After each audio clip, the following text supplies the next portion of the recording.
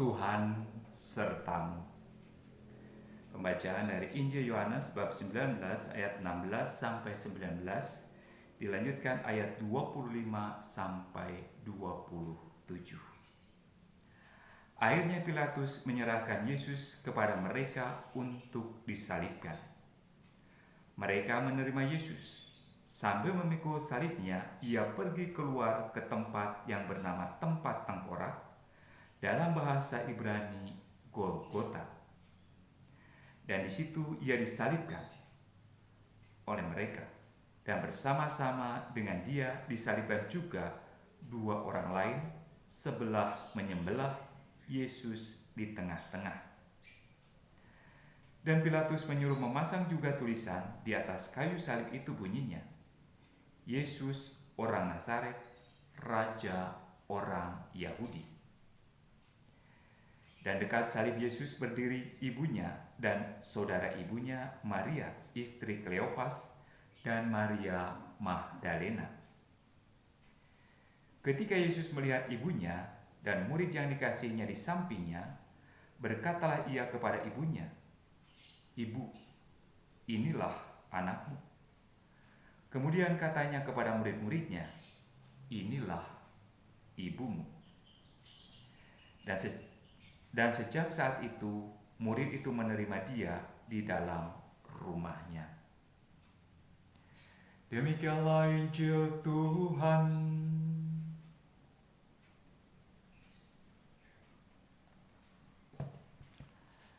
Selamat berjumpa lagi saudara-saudari, Bapak Ibu, adik-adik yang terkasih, dan anak-anak sekalian. Pada sore ini kita bersama-sama merenungkan peristiwa yang keempat, peristiwa sedih yang keempat, yaitu Yesus memikul salibnya.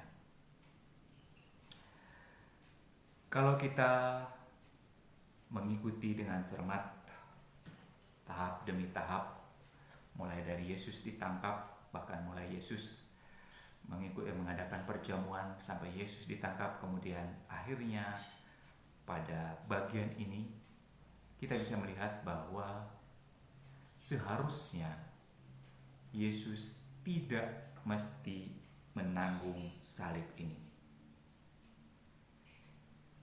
Tidak ada alasan yang kuat bahwa Yesus harus disalibkan selain daripada kebencian atau mungkin juga rasa iri hati dari tokoh-tokoh orang Yahudi pada saat itu. Namun realitasnya seperti digambarkan dalam Injil hari ini, Yesus harus memikul salibnya, harus menjalani penderitaan itu. Dan Yesus menerima salib itu sebagai salah satu bentuk konsekuensi ketika ia mau mengungkapkan cinta secara utuh, secara tulus. Demi cintanya, dia mau melakukan apapun, menjalani apapun, menghadapi penderitaan seperti apapun, asal manusia kemudian sadar atau menyadari bahwa ia begitu mencintai kita dan ingin menyelamatkan kita. Tentu tidak semua orang dengan serta-merta menyaksikan penyaliban itu lalu menyadari cinta Tuhan. Tapi peristiwa penyaliban ini menjadi salah satu jalan yang ia pilih untuk menegaskan cintanya kepada kita manusia. Tidak ada cinta yang lebih besar daripada cinta seseorang yang menyerahkan nyawanya untuk para sahabatnya. Kata-kata itu kurang lebih demikian yang diungkapkan oleh Yesus. Dan itu bukan hanya sebuah ajaran, bukan hanya sebuah anjuran, tapi dia buktikan dalam peristiwa penyaliban itu. Yesus menjalani penyaliban itu dengan sadar. Dia tahu apa yang akan terjadi sejak sebelumnya. Tapi ia menerima jalan itu dengan penuh kesadaran, sekali lagi untuk membuktikan, untuk menunjukkan cintanya kepada kita manusia. Kalau Yesus begitu berusaha menunjukkan cintanya kepada kita manusia, maka pertanyaannya adalah kembali, apakah kita sungguh juga mampu melihat, menyadari ungkapan cinta yang begitu agung untuk kita? Atau kita menganggap itu biasa saja? Pengorbanan yang begitu besar hanya akan mendatangkan sebuah sukacita di dalam diri kita kalau kita mau melihatnya, mau menyadarinya, dan kemudian mau mensyukuri cinta itu. Ini yang seharusnya kita terus olah dalam kehidupan kita. Bagaimana kita sungguh menyadari cinta Tuhan yang begitu besar, lalu bagaimana sepak terjang kita selanjutnya, lalu bagaimana kita merespon, mengekspresikan rasa syukur kita atas ungkapan cinta yang begitu besar, yang begitu agung, sekaligus begitu dalam. Dia mau mengorbankan dirinya, mengalami penderitaan yang sebesar-besarnya, yang sehina-hinanya untuk kita. Setiap kali kita diajak untuk merenungkan ini. Di sisi lain kita juga bisa merenungkan, bisa juga belajar dari Tuhan Yesus. Bagaimana kita menghadapi peristiwa-peristiwa di dalam kehidupan kita yang kadang-kadang tidak nyaman. Ada penderitaan yang memang disebabkan oleh diri kita sendiri.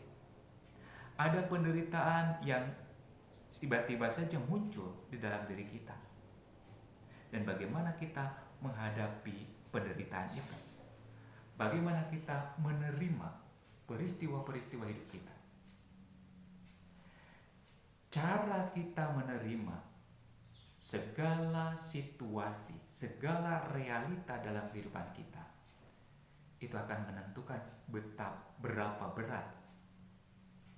beratnya penderitaan akan membebani kita. Cara kita melihat, cara kita memandang persoalan. Dan dalam hal ini kita bisa sekali lagi belajar dari Yesus. Yesus menerima itu dengan penuh kesadaran karena dia tahu yang ia lakukan untuk apa. Karena dia tahu bahwa pengorbanannya itu tidak sia-sia. Maka di sini juga kita diajak untuk belajar menemukan makna dari setiap peristiwa kehidupan kita. Termasuk saat ini. Ada ketidaknyamanan yang kita alami bersama. Ada berbagai kemungkinan yang bisa kita lakukan. Kita bisa ngoceh, marah, menyalahkan si ini, menyalahkan si itu, menyalahkan pemerintah dan sebagainya.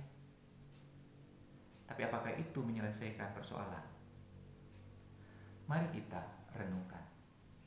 Kita mau belajar apa dalam situasi seperti ini? Kita mau mencoba menemukan nilai apa yang ada di sana? Pasti ada sesuatu yang ingin Tuhan sampaikan kepada kita. Dan bisa jadi pada saatnya kita akan melihat bahwa ada sesuatu yang baik di sana. Yang penting kita diajak untuk sungguh dengan penuh kerelaan menghadapi segala sesuatu dan mencoba melakukan yang terbaik yang bisa kita lakukan. Tuhan memberkati.